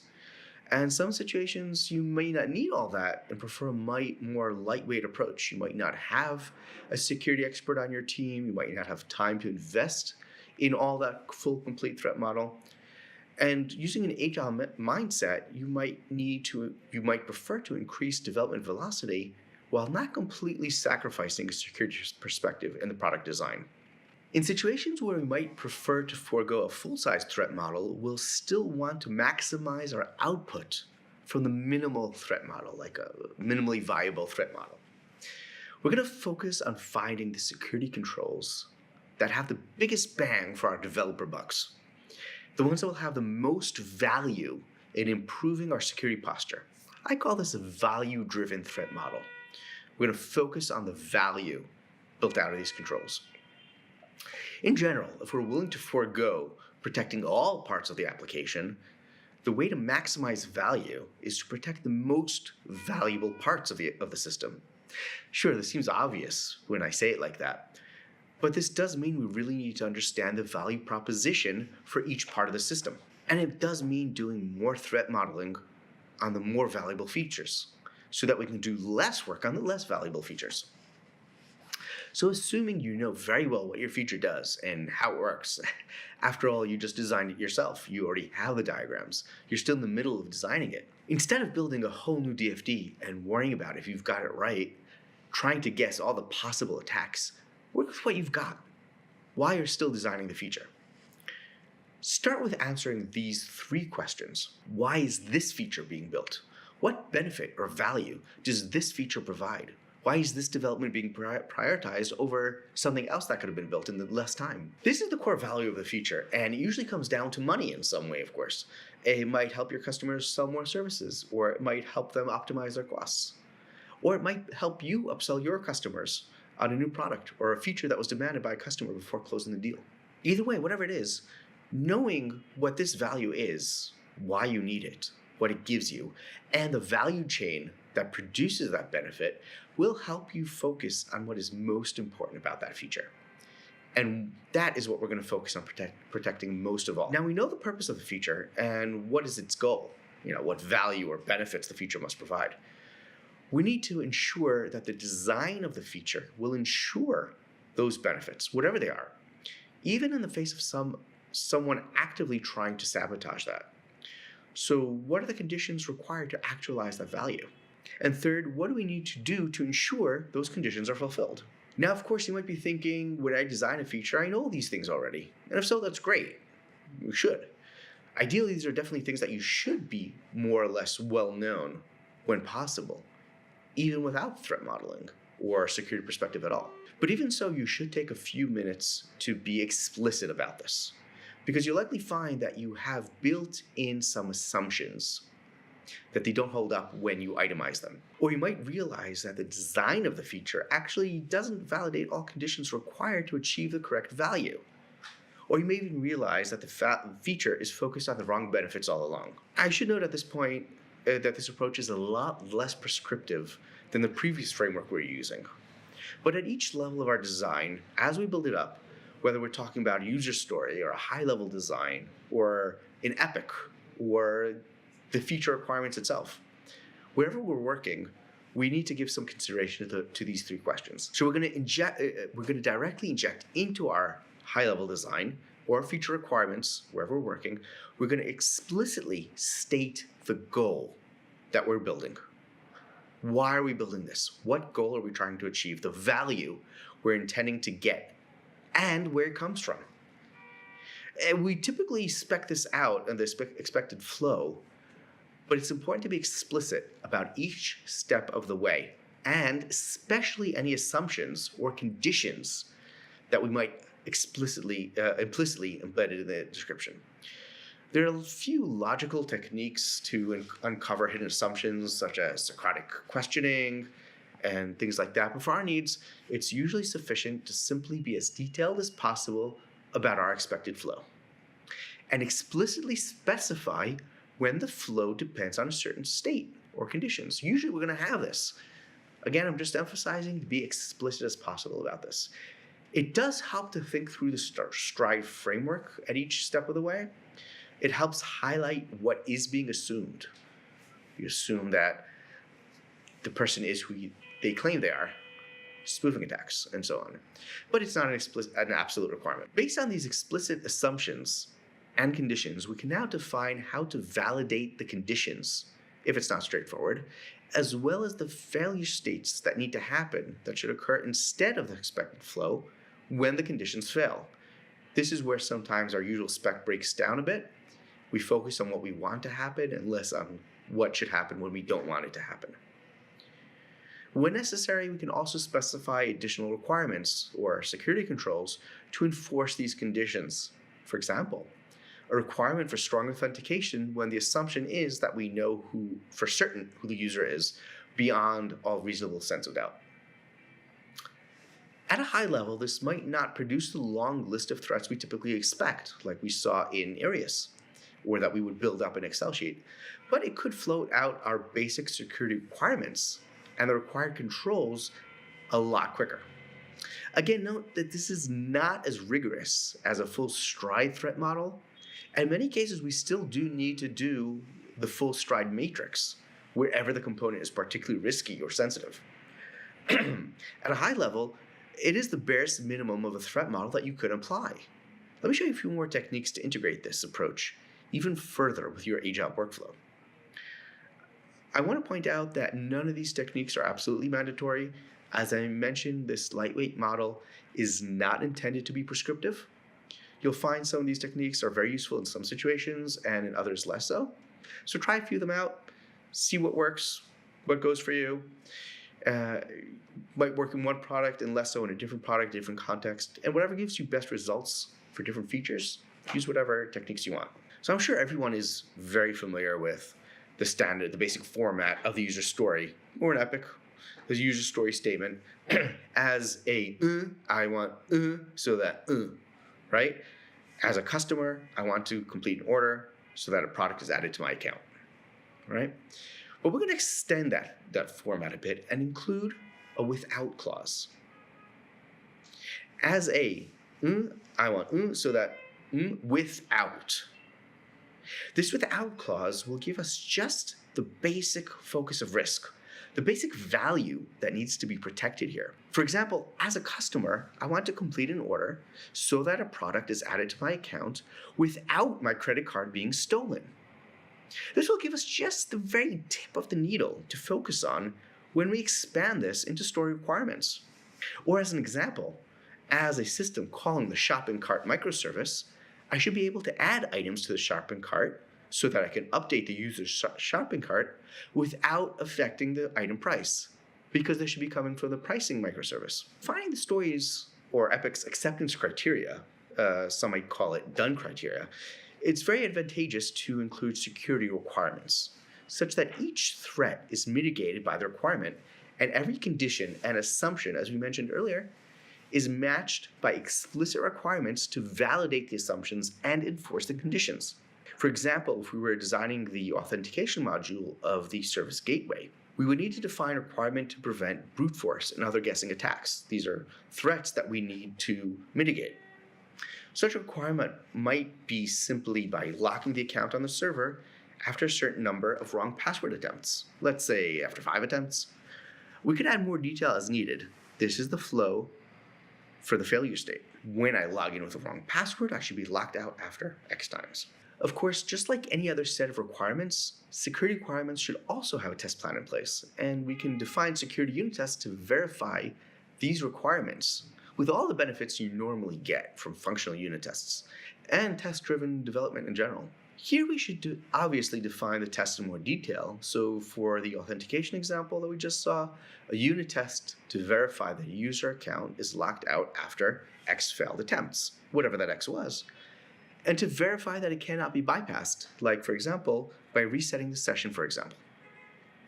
But then we'd also need to test for another requirement to prevent a DOS threat, account lockout. So we need to test that the account is automatically unlocked after a certain amount of time, let's say after 5 minutes, or anything else that makes sense for your specific product. Once in a while, especially when dealing with security modules in particular, we're going to want to expand a little bit more on the threat details, the pattern of the attacker's flow, and so on, to better understand the intricacies of the involved exploit scenario. We might want to do this in order to be able to design a specific control tailored directly for a complex attack that has a lot of impact that we want to care about. So we can spin this off using an abuser story, like a user story, but abuser story. It works basically the same way as a functional user story, except from the perspective of an attacker's flow, or also known as sometimes as an abuse case. For example, as an attacker, I want to impersonate another user so that I can steal their credit card details. I wouldn't overuse this technique too much though. It's not usually needed to expand every possible threat or attack scenario into a full-blown abuser story or abuse case. Also, really important, it's usually rather tricky to be able to guess what the attacker wants, aside from the details we already know, such as stride. One tip I can give you though, when you do feel the need to expand the attack into an abuser story, make sure it connects to your own product's value. Don't stick on what the attacker gets out of this. It's the attacker's flow and your value. In other words, not what the attacker wants to achieve as their end goal, that's the stride, but how that goal affects your goals, your value. This could be stealing your money or your product's money or affecting your assets or your customers, whatever the impact is. Before we wrap up, just a couple more things that I found rather useful in some situations, not always, but some scenarios it really helps, and you might find that these help you some of the time. So one thing we need to consider, okay, we're doing a lightweight threat model here, a value-driven lightweight threat model. It is incomplete by definition, but we need to consider sometimes is it enough? Sometimes it's not. Sometimes it's not. Will it give me enough security for this product, for this feature? And every microservice that we need to build, are they more vulnerable? Some of the time we need to, most of the time we'll say, for the most part, it's okay. But the tricky part is knowing when it's not sufficient. Okay? Some of the time we need to escalate it. There will be times when we need to say, this is clearly not enough for this feature, or that microservice needs more rigorous security analysis.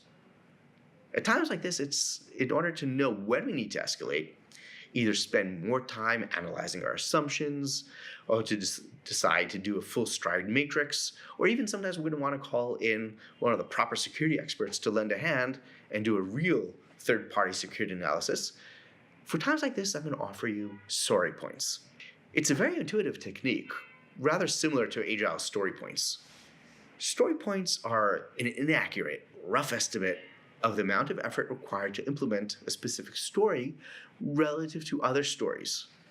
Story points are not intended to precisely measure how much time, how much work will go into a story, just to afford a simple comparison of the efforts compared to other stories. More or less or much more. Different teams often measure this in various ways, and honestly, it doesn't much matter as long as it's consistent between stories. Again, it's not a precise measurement. It's not how much time. It's not how many human hours. It's a simple comparison between many stories, more or less. Story points are usually measured on size either on a binary scale, 1, 2, 4, 8, 16, and so on. Sometimes people use a Fibonacci sequence, right? 1, 2, 3, 5, 8. Each story is as big as the previous two stories, 13, 21. Or colloquially, t-shirt sizes, extra small, small, medium, large, going up to extra large, and so on. Very rough. There's nothing to measure here, just comparison. Either way, the point is to signify this story is twice the work of that other story that we did and that we know. This story is much more complicated than this piece that we already know. So similar to story points is a rough comparative estimate between stories about how sensitive this story is, or how sorry will we be if it breaks. A general indication of how badly an attacker might be able to impact our bottom line. It does go back to the business impact factors we discussed a few minutes ago when rating specific threats. But this time we're applying it to the story as a whole. Perhaps the core finances of the business can be significantly impacted by the module we're developing, or your customer's full data is accessible. Or maybe it's only an edge module that has no connection to valuable assets at all. It all comes back to your business value and how this feature we're building provides that value, its value chain, and where it comes from. Although do note that sometimes heightened visibility of the feature may increase the impact on the value, even without a lot of embedded value, simply by attracting more attention from attackers. Likewise, take note of side effects, okay, outside of the feature's core value statement.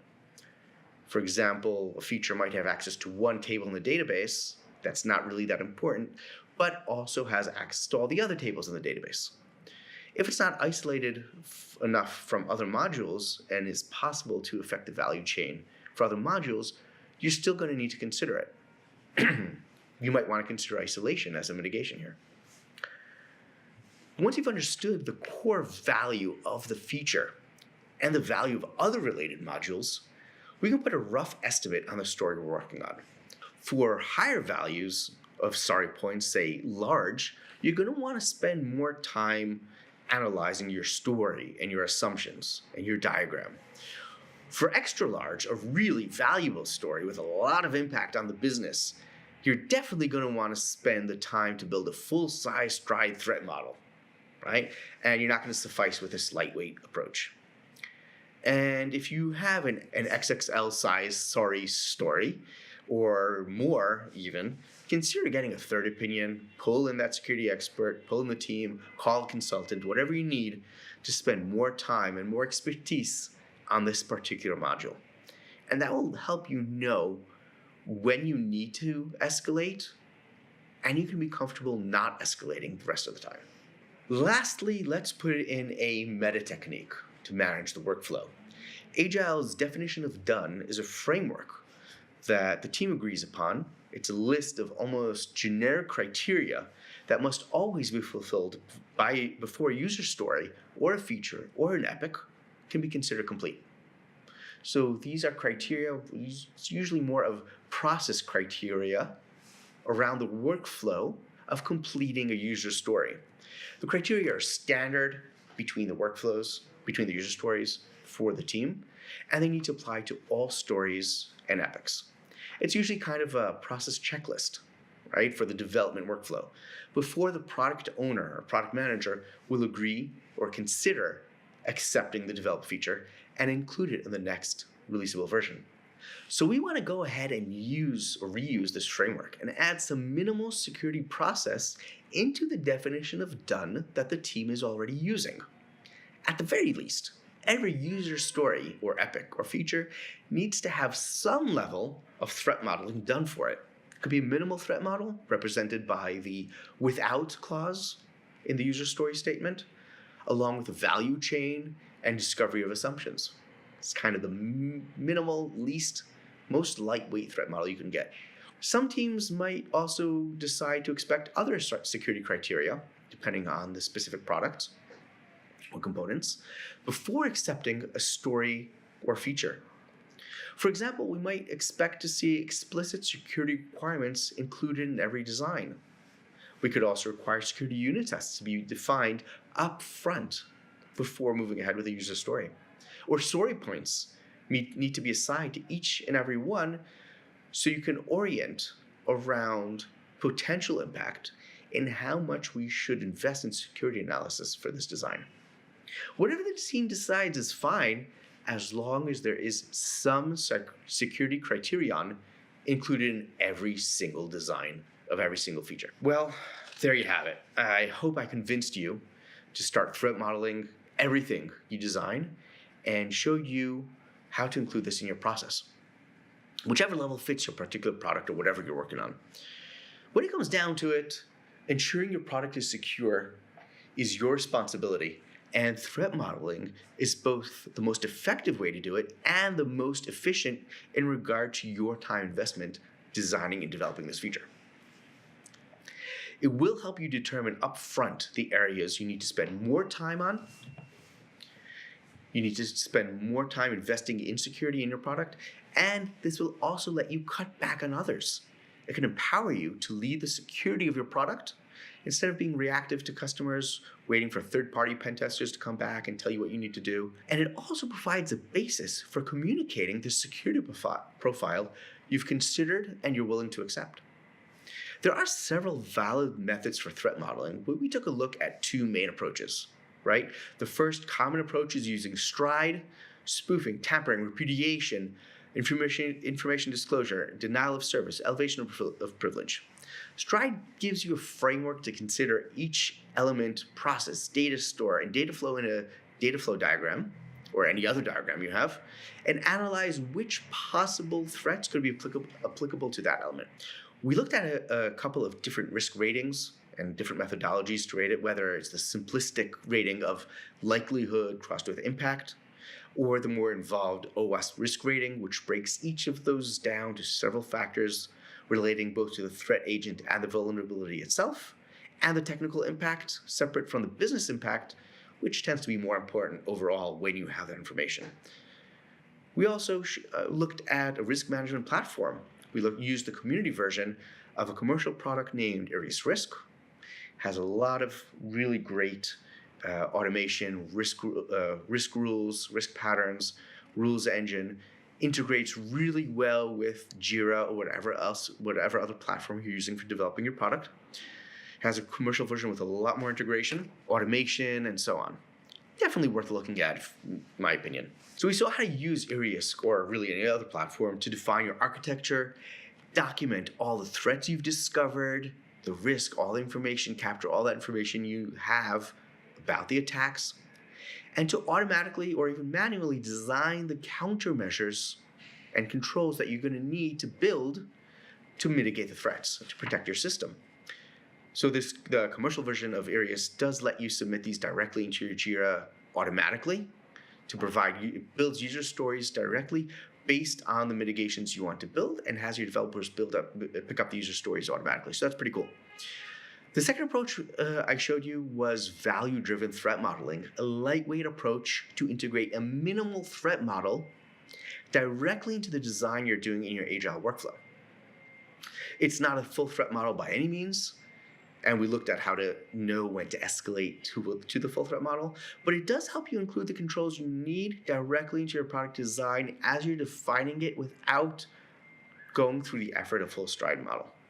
Again, it's not as prescriptive as stride, but there are a few nice agile-ish techniques that you can use, such as without part of the user story format, the security requirements, unit tests, abuser stories, and story points for escalation. And definition of done. I do hope this serves you well, and you'll be able to start building more secure products, smarter and quicker. And remember, the first time you do it, it may not be complete or correct, and that's okay. It's great. Just keep trying and it will get better. Good luck.